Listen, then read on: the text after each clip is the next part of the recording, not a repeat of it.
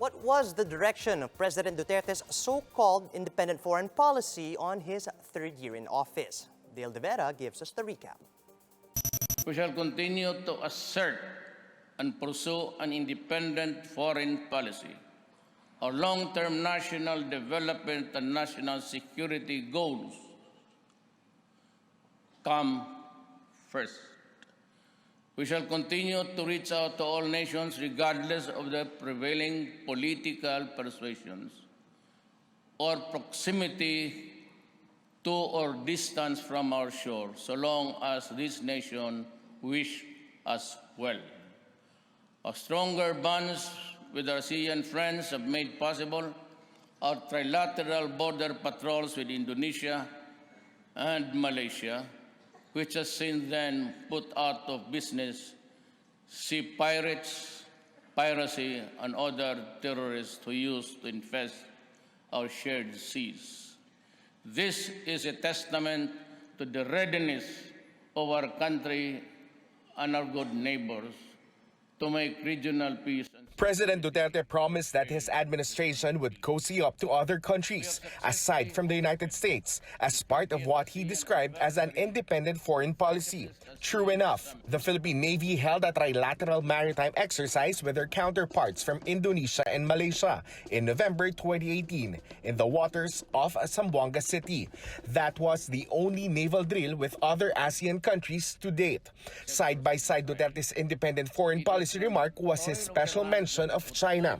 He thanked the Middle Kingdom for extending a helping hand to his war against drugs. He, however, said that the warmer ties with Beijing does not mean that Manila is abandoning its claim in the West Philippine Sea. Re-energized relations with China has also led to an unprecedented level of cooperation between our nations on the war against transitional crimes.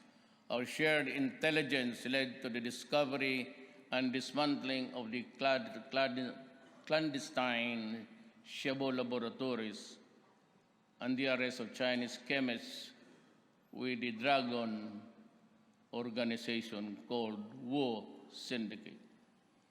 Our improved relationship with China, however, does not mean that we will waver in our commitment to defend our interests in the West Philippine Sea. This is why we engage China through this bilateral and multilateral platform, such as the ASEAN-China and the Philippines-China bilateral consultation mechanism.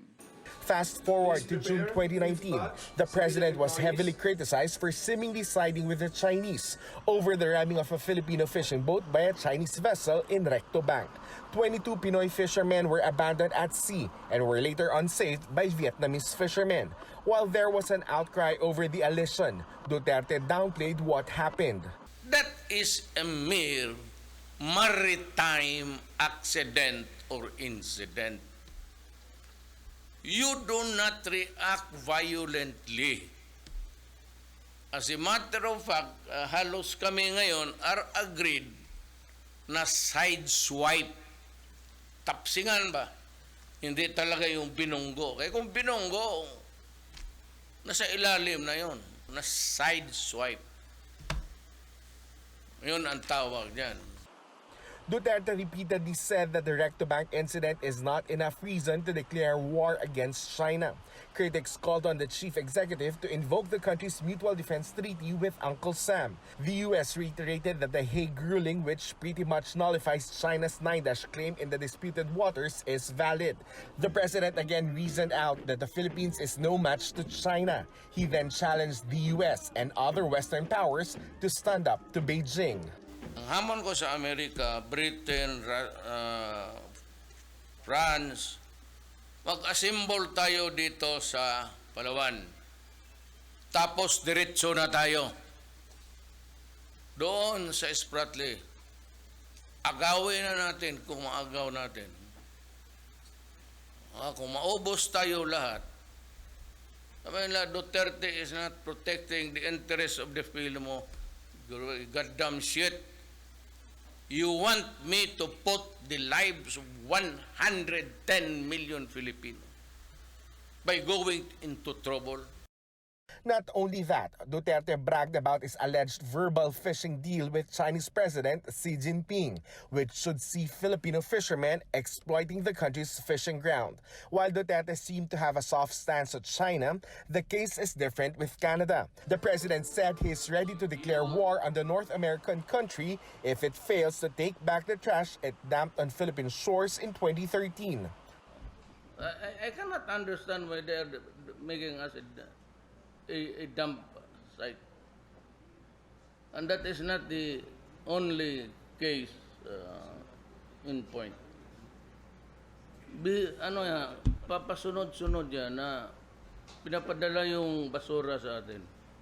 Well, not at this time. Magkaaway kami na diyan, why natin ang Canada? We'll declare war against them. Kaya man natin nga sila.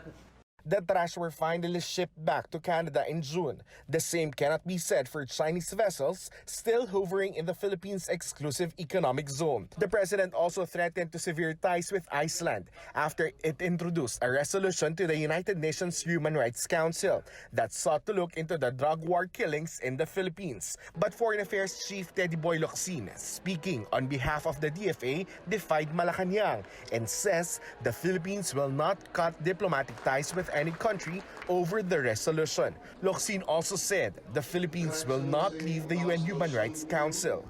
For News 5, Dale De Vera, We Are One News.